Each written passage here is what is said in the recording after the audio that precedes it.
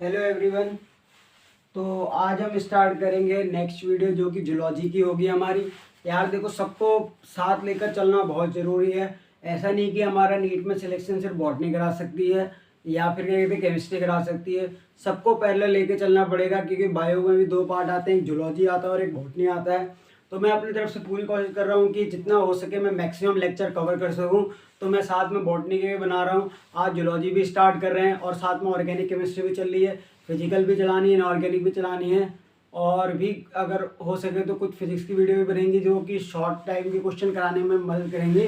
फिर पेपर भी सॉल्व कराने हैं तो जल्दी जल्दी से हमें काफ़ी लेक्चर बनाने पड़ेंगे और स्टोरेज भी इतनी नहीं रहती है। और फिर उसके बाद ये है कि लेक्चर लंबे भी नहीं बनाने, कम सेकंड की वीडियो में जो है लेक्चर को ख़त्म भी करना है ताकि अपलोडिंग में भी आसानी हो, नहीं तो नेट बहुत उड़ता है। तो अब हम स्टार्ट कर लेते हैं जूलॉजी। जूलॉजी में जो हम चैप्टर स्टार्ट करने जा रहे हैं वो क्या है? स्ट्रक्चरल ऑर्गेनाइजेशन इन एनिमल्स। ये स्ट्रक्चरल ऑर्गेनाइजेशन इन एनिमल्स की बात करें तो हम इसमें पढ़ेंगे क्या? हम स्ट्रक्चर समझेंगे कि एनिमल्स में उसका मतलब किस तरह से ऑर्गन का मतलब एक सीरीज तरीके से चल रहा है, तो उसके बारे में हम इस चैप्टर में पढ़ेंगे। और इस चैप्टर में हम जो है बहुत सारे कॉन्सेप्ट को क्लियर करेंगे। और इसमें जो है कई चीज़ें अब एनसीईआरटी से हटा दी गई हैं, जैसे कि जो कॉकरोच वाला पार्ट था वो एनसीईआरटी ने अब रिमूव कर दिया। पहले क्या होता था कि उसमें इसी चैप्टर में एक कॉकरोच वाला पार्ट भी होता था जो कि काफ़ी इंपॉर्टेंट था, नीट में उसमें काफ़ी क्वेश्चन आते थे। इसमें एक केंचुआ वाला पार्ट भी था, अर्थवॉर्म वाला, उसको अब जो है वापस अभी नहीं लाया गया, इंक्लूड नहीं किया एनसीईआरटी ने। पर फ्रॉग वाला टॉपिक था जिसको पूरी तरीके से पहले हटा हुआ था, पर फ्रॉग वाले से भी एक आध क्वेश्चन आ जाते हैं, अर्थवॉर्म वाले से भी क्वेश्चन आ जाते हैं। पर इस बार जो है कॉकरोच को हटा दिया गया है, तो आई होप उसमें इस बार उसमें क्वेश्चन नहीं डालेगा क्योंकि काफ़ी सिलेबस को रिड्यूस किया गया है। और रिड्यूस करने के साथ साथ ही पर इसमें जो है जब फ्रॉग को डाल दिया तो फ्रॉग पढ़ना इंपॉर्टेंट हो जाएगा हमारे लिए क्योंकि फ्रॉग से क्वेश्चन आ सकते हैं। तो हम स्टार्ट कर लेते हैं चैप्टर जो है स्ट्रक्चरल ऑर्गेनाइजेशन इन एनिमल्स। तो इसमें हम क्या क्या पढ़ते हैं? तो इसमें हम टिश्यू के बारे में पढ़ेंगे, सेल्स के बारे में पढ़ेंगे, बोन्स के बारे में पढ़ेंगे, स्पेशल कनेक्टिव टिश्यू के बारे में पढ़ेंगे और कई चीज़ें आएंगी। वो जब चैप्टर आगे बढ़ेगा तो आपको समझ में आ जाएंगी। तो अब स्टार्ट करते हैं चैप्टर। चैप्टर में पहली हेडिंग डालिए टिश्यू। अब टिश्यू क्या होता है? टिश्यू की देखो डेफिनेशन लिखिए, एक group of similar sales. Similar मतलब समान प्रकार के, along with intercellular substance with the perform a specific function। इस डेफिनेशन को समझो। कह रहा है एक group of cells along with intercellular substance perform specific function, these cells are similar in structure। इसका क्या मतलब है? कई सेल आपस में जुड़कर जो कि सेम प्रकार के होते हैं उनके बीच में इंटरसेलुलर सब्सटेंस फिल होता है। अब इंटरसेलुलर सब्सटेंस क्या होता है सर? इंटरसेलुलर सब्सटेंस होता है हमारा मैट्रिक्स जो कि उसके बीच में भरा होता है और ये परफॉर्म करते हैं एक स्पेसिफिक फंक्शन, मतलब एक फंक्शन को करते हैं। यानी बहुत सारे सेल्स आपस में मिलकर जिनके बीच में इंटरसेलुलर सब्सटेंस भरा होगा वो करते हैं एक स्पेसिफिक फंक्शन, तो इसको बोलते हैं टिश्यू। अब एनिमल टिश्यू क्या होता है कि ये consist of group of cells, the intercellular substance matrix filled between the cell.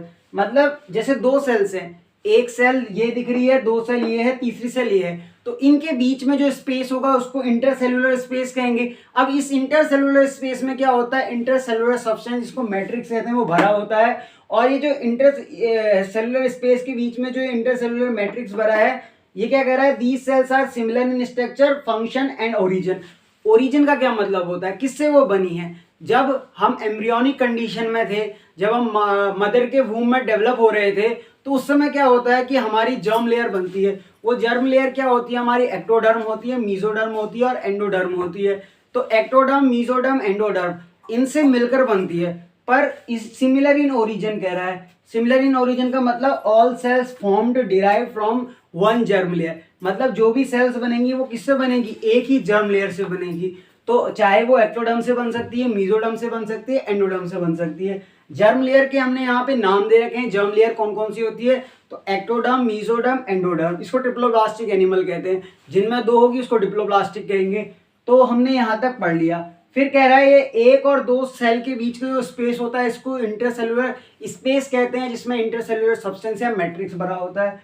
Type of tissue कह रहा है structures of cells vary according to their function जो स्ट्रक्चर ऑफ सेल होते हैं उनका फंक्शन होता है, उसके बेस पे वो वेरी करते हैं। मतलब उनका फंक्शन किस तरह का है उस बेस पे वो वेरी करेंगे, और उन वेरी करने के लिए कह रहा है structure of cells vary according to their function, therefore tissue are categorise into different type. अब वो किस तरह से काम कर रहे हैं उसके बेस पे उसको क्लासीफाई किया है। तो पहला है एपिथेलियल टिश्यू, दूसरा क्या है कनेक्टिव टिश्यू, तीसरा है मस्कुलर टिश्यू, चौथा है नर्वस टिश्यू। तो हम इन सब के बारे में पढ़ेंगे कि एपिथेलियल टिश्यू से क्या बनता है, कनेक्टिव टिश्यू से क्या बनता है, मस्कुलर टिश्यू के एग्जांपल क्या है, नर्वस टिश्यू के एग्जांपल क्या है, कंडक्शन ऑफ नर्व इंपल्स भी पढ़ेंगे। इसके ऊपर एक चैप्टर भी है 21th एनसीईआरटी में, न्यूरल कंट्रोल एंड कोऑर्डिनेशन। तो न्यूरल कंट्रोल एंड कोऑर्डिनेशन में हम ट्रांसपोर्ट ऑफ नर्व इंपल्स भी पढ़ेंगे, कंडक्शन ऑफ नर्व इंपल्स पढ़ेंगे कि किस तरह से नर्व से इंपल्स जनरेट होता है और किस तरह से वो आगे बढ़ता है। उसमें भी अभी एनसीईआरटी ने काफ़ी टॉपिक को रिड्यूस किया है, जैसे आई और ईयर वाला पोर्शन हटा दिया है। ईयर वाले पोर्शन से भी काफ़ी क्वेश्चन आते थे, इस बार देखिए सिलेबस रिड्यूस किया है। ये तो कम हो गया कि चैप्टर कम हो गए, बट आपको ये याद रखना होगा चैप्टर में से आप क्वेश्चन बढ़ जाएंगे, नंबर ऑफ क्वेश्चन। किसी भी चैप्टर, मान लो पहले एनसीईआरटी में कुछ 22 तो 11th में है और 16 कुछ अराउंड 12th में थे, तो इनको ऐड करो कितना आ रहा है, 20 में अगर 10 जोड़ा तो 32, 22 में अगर 10 जोड़ा 32 और 38 चैप्टर थे। अब उसमें से रिड्यूस हो गए 38 चैप्टर में से। पहले बहुत सारे क्वेश्चन आते थे तो हर चैप्टर में से 2 या 4 क्वेश्चन आ जा रहे थे, और बायोटेक का पोर्शन ज़्यादा होता था, और क्या कहते हैं जेनेटिक्स का पोर्शन ज़्यादा होता था। पर अब चैप्टर को रिड्यूस किया है तो उन कम चैप्टरों में से क्वेश्चन बढ़ जाएंगे। तो अब आपको लाइन टू लाइन पता होना चाहिए कि चैप्टर में किस तरह से क्वेश्चन बनेंगे। तो ये छोटे छोटे पॉइंट भी आपको क्लियर होने चाहिए कि structure of cell vary according to their function, therefore the tissue are categorised into different type, epithelial tissue, connective tissue, muscular tissue, nervous tissue. फिर कह रहा है organ such as lung, heart, stomach comprise specific proportion and pattern of all basic type of the tissue। फिर कह रहा है कि organ, जो बहुत सारे ऑर्गन होते हैं सच एज लंग, हार्ट और स्टमक, ये कंप्राइज करते हैं एक स्पेसिफिक प्रोपोर्शन में और पैटर्न में, जिससे कि बेसिक टाइप ऑफ टिश्यू होते हैं इसमें। फिर अगली लाइन में कह रहा है व्हेन 2 और मोर ऑर्गन्स, जब 2 और 2 से अधिक ऑर्गन परफॉर्म करें कॉमन स्पेसिफिक फंक्शन, तो कह रहा है in physical and chemical interaction, उसके बेस पर, so they are together form a organ system. अब ये ऑर्गन सिस्टम क्या होता है कि जब 2 या 2 से ज्यादा, मतलब 2 या मोर देन 2 परफॉर्म करते हैं, कैसे, अपना फिजिकल और केमिकल इंटरेक्शन से। फिजिकल होता है टच वाला सा, और केमिकल्स तो ये इम्पल्स के द्वारा। तो जब फिजिकल एंड केमिकल इंटरेक्शन करते हैं तो they are together organ system.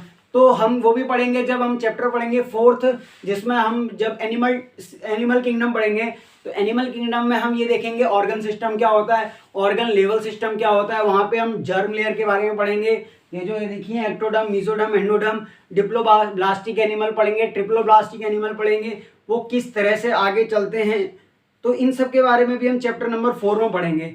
तो जूलॉजी में काफ़ी चैप्टर हैं, उसमें भी बॉटनी का पोर्शन इसमें ज़्यादा है, मतलब 11th-12th का मिला के बॉटनी से क्वेश्चन ज़्यादा आते हैं और जूलॉजी से भी काफ़ी क्वेश्चन आते हैं। जूलॉजी में चैप्टर कम है पर इंपॉर्टेंट चैप्टर आपके यही हैं, क्योंकि जब MBBS होगा तो उसमें जो है जूलॉजी ज़्यादा काम आएगी, क्योंकि उसमें पूरी आप एनिमल फिजियोलॉजी भी पढ़ोगे। तो जूलॉजी में एनिमल फिजियोलॉजी भी बहुत इंपॉर्टेंट वेटेज वाला क्वेश्चन है, वहाँ से भी बहुत सारे आते हैं क्वेश्चन। तो इस वाला चैप्टर भी बहुत इंपॉर्टेंट है। तो इस चैप्टर में अभी जो मैंने वीडियो बनाई है काफ़ी शॉर्ट वीडियो होगी, इसमें मैंने इंट्रोडक्शन दे रखा है स्ट्रक्चरल सेल या स्ट्रक्चरल ऑर्गेनाइजेशन एनिमल्स का।